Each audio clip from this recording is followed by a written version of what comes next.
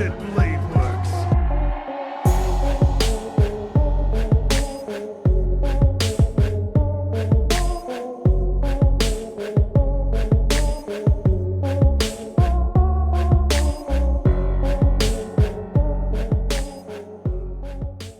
Hey, what's up you guys, this is Silver Fang and today I'm back with another video.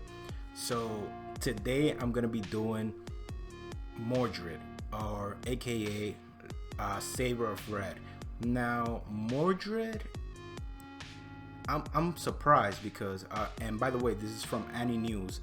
I'm surprised it's only one part, so that either means that he doesn't know much about Mordred, or that the lore behind her isn't that complicated, or that she just doesn't have that many abilities. Either way, he was able to fit everything into like a 6-minute video, so the video is not that long, which I found surprising because all his videos have been either 7 minutes or longer and 2 parts.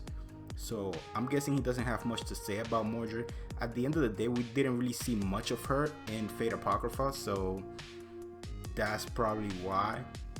So before we get started with today's video, I gotta let you guys know. So if you guys want to see Karna, if you want to see me make one of these on Karna, subscribe. As soon as I hit 300 subs, that video will drop immediately.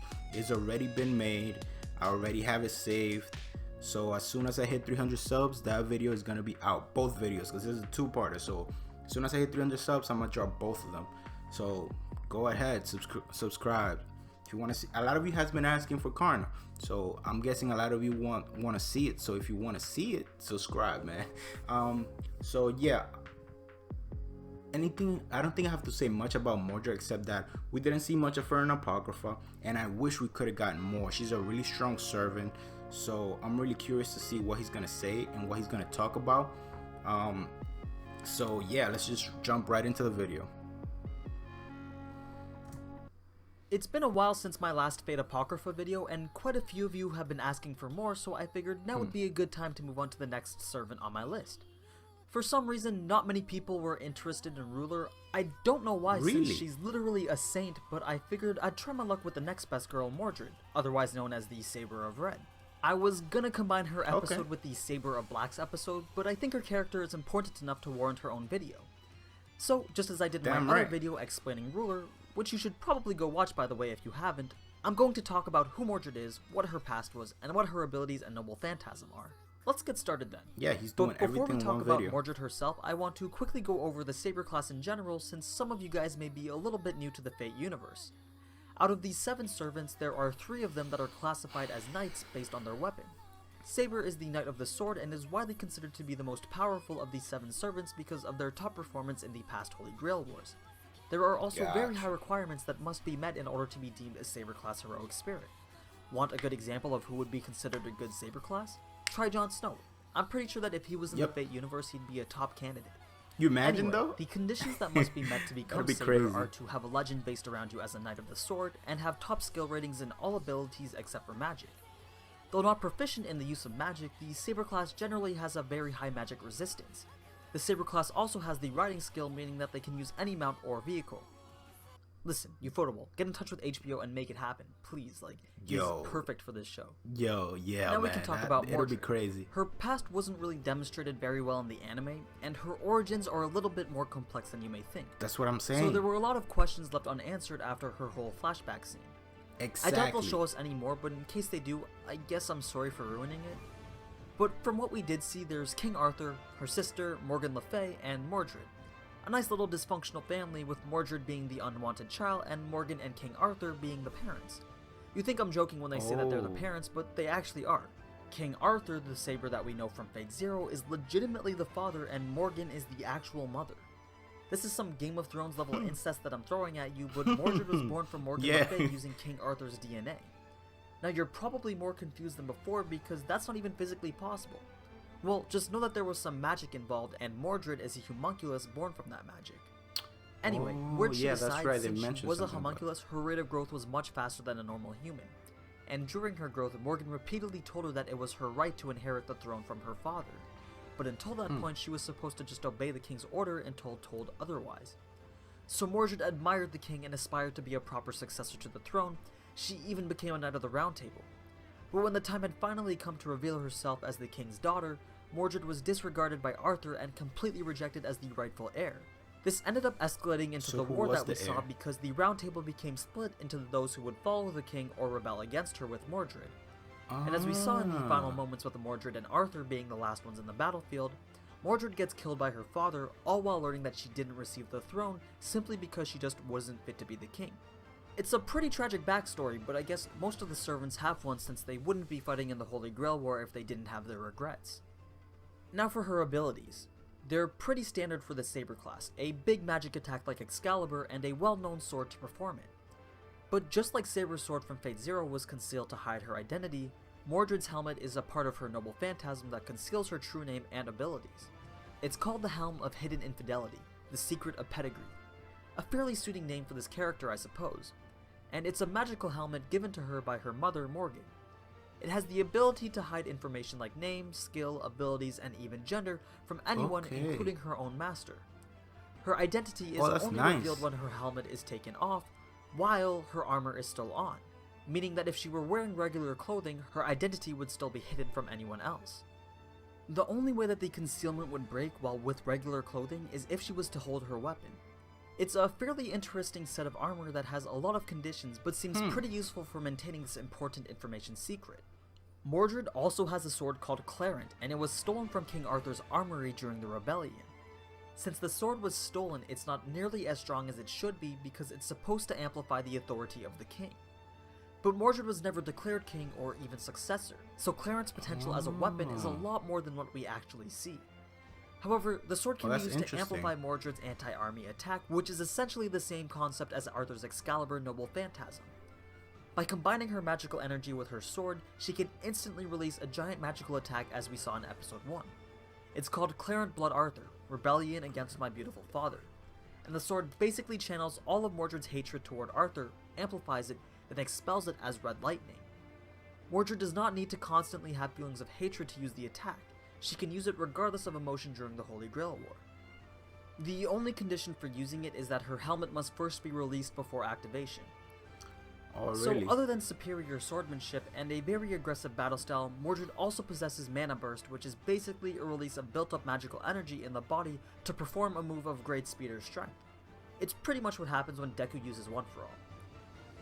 But that's pretty much all I've got for you on Fate Apocrypha's Saber of Red. It only took about 7 episodes, but the show is finally picking up, so hopefully we'll get to see a lot more action in the weeks to come.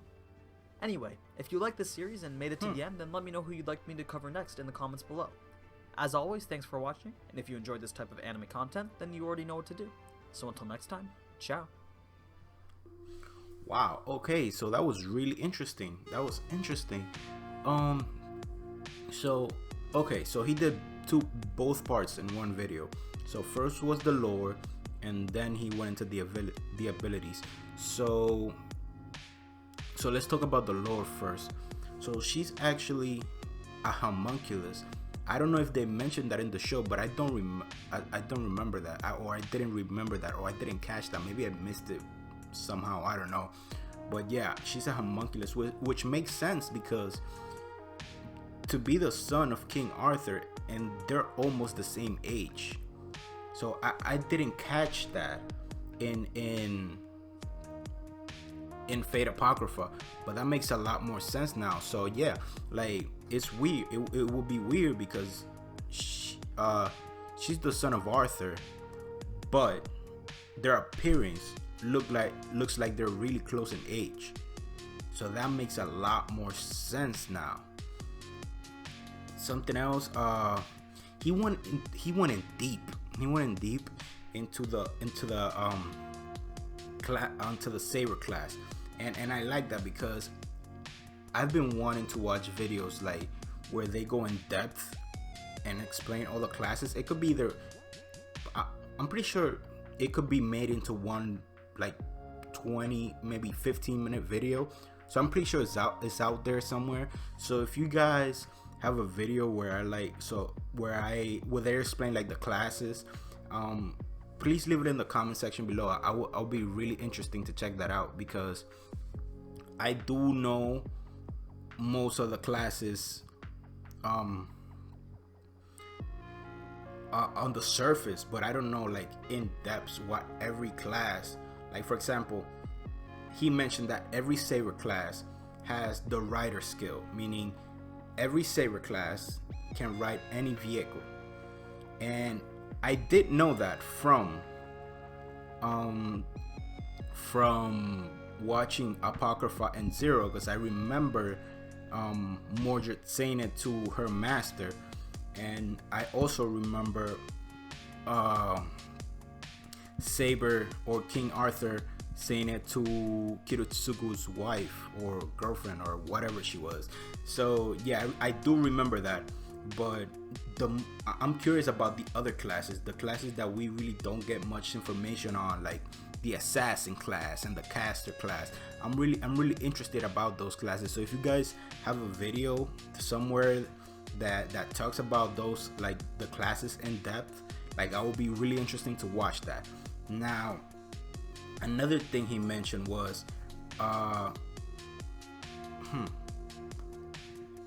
I think I'm probably gonna go into the abilities a little bit, because they're like both connected together. So as we know from Apocrypha, she and Arthur didn't get along at all, and that dysfunctionality started after she declared herself as King Arthur's son or daughter, because they want to be called boys for some reason. It's because of like the time period where they live. Like women couldn't be knights, women couldn't be kings, but they're like the exception. So yeah, so they both like to be referred as boys or warriors or males in some capacity. So as soon as she declared herself as King Arthur's son, Arthur was like, no, you're not. Nope. No. I haven't given birth to nobody. Who can blame her? Like was Mordred expecting anything else? Like, was Mordred gonna be like, was she expecting Arthur to be like, yeah, you could be my daughter, you could be, I don't remember giving birth to you, but you could be my daughter. I'm guessing, like, because that's a little plot hole right there. Like, what was she expecting? Was she expecting someone to believe her immediately? Like that doesn't really make much sense, especially in a time where freaking DNA tests don't exist. Like, what was she expecting? Because as we know, like, Arthur is not a boy really. She's considered as a boy, and she's considered a king, but she can't like go fuck some girl and not know that she had a kid and then come back. Like, no, like, what was Mordred expecting? But then again, even if Arthur did believe that Mordred was her daughter, it didn't matter, because she was not gonna hand her the throne just because she didn't think she was worth it. And that comes a lot from Arthur's own issues, and how she was described as not understanding her people and acting pretty robotic.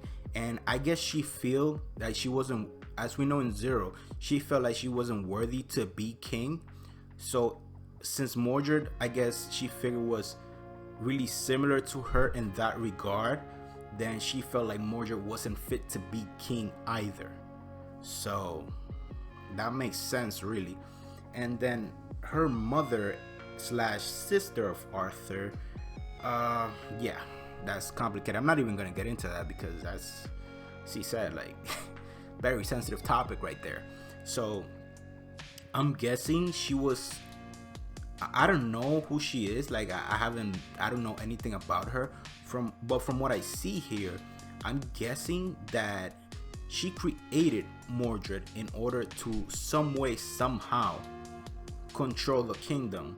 Because if Mordred becomes king, then she'll be Queen Mother, which will get her a lot more power than she already has. And depending on how gullible Mordred is, she could pretty much control the kingdom just by telling Mordred what to do. So that was probably her plan there. If it wasn't, then just let me know in the comments below what it really is, because I don't know if they've gone in depth on that. Maybe in the games, maybe, I don't know, perhaps. So if you guys know more about her backstory, please let me know. So next thing she talked about was her abilities, or he. I keep getting all these genders confused, man. Like, they need to stop doing this. Like, bro, what? It's the same shit with Ryder from Black, I think it was, and Apocrypha. Like, everybody thinks she's a girl, and all of a sudden she's a boy, or he's a boy. And now we got Mordred going by as he, and then King Arthur going by as he, and then, like, I don't know who's he, her no more. Like, what? They need to stop doing that. I'm serious. That's just confusing as all hell. That shit is very confusing. Not confusing because I know what's going on, but it's confusing like when you're talking. Should I call you a her, a she, a he? I get confused. So right now, for example, I just call Annie News a her just because it's so freaking crazy. Like, oh my god, they need to stop doing that. So yeah, as I was saying, so her abilities is basically she pretty much has only two things. She has her armor and her sword. They're not, I don't think they're really connected in any way, but maybe they are, just because he did mention something that she has to take off her helmet in order to use her noble phantasm, which makes sense because the helmet conceals her identity. And I'm very curious about that. Does that mean that even someone like Gilgamesh, who has, and I'm not sure what the name of the ability is, but it's like something like detection, where he can instantly see who a servant is. So does that mean like that kind of ability doesn't work on her? I'm pretty curious about that. So for example, if Gilgamesh looks at Mordred, would he be able to tell who she is or who he is? I don't think. I don't know. Let me know in the comments down below. So yeah, so it makes sense that she has to take the helmet off, because normally, most likely, as soon as a servant reveals their noble phantasm, other servants could pretty much know who they are. So it makes sense that she wouldn't be able to use her noble phantasm if she doesn't want people to know who she is. I feel it makes sense. At least it makes sense in my head. But yeah, so her armor is pretty dope. It's pretty much an identity concealer on top of being a pretty good armor. She has a few abilities like mana burst. He made a really good comparison, which was like when Deku goes full cowling, it's just pretty much a buff in stats like speed, strength, etc. So that's pretty awesome. And her noble phantasm, Clarent Blood Arthur, is pretty much the same Excalibur blast, but with a little twist, which is filled with all her hatred for King Arthur. So yeah, that's pretty decent. It's not bad. She's a powerful servant. Didn't have as many abilities as most other servants that we've seen thus far, but a powerful servant nonetheless, considering she is a saber class. So saber class are usually known for having the most mana, being the strongest, etc, etc. So she's pretty strong. She's just not really all that versatile, like the other servants that we've seen thus far. But it was really good. It was a really good video. It was really short, which I mentioned in the beginning. But yeah, it was a good video. It was really detailed as always. And the things that he didn't cover, I'm assuming it's just because like we don't know much about Mordred. So yeah, so that's pretty much it. Thank you guys for watching. I really appreciate it. Again, if you guys want to see Karna, hit that subscribe button. 300 subs. 300 subs, that video will drop immediately. So thank you guys for watching. That's the end of the video. I really appreciate it. Again, if you have a video going in depth into other classes, leave it in the comment section below. I might be doing Semiramis next. I'm not sure. Probably Semiramis. Don't quote me on that though. Depends. I'm either thinking of doing Semiramis or Shiro. So let me know which one you guys would like to see next. And as I said, Karna, the video is already made. If you guys want to see that, 300 subs, man, I would drop both those videos immediately. So that's pretty much it. Thank you guys for watching, and as I always say, have an awesome day and catch you guys in the next one.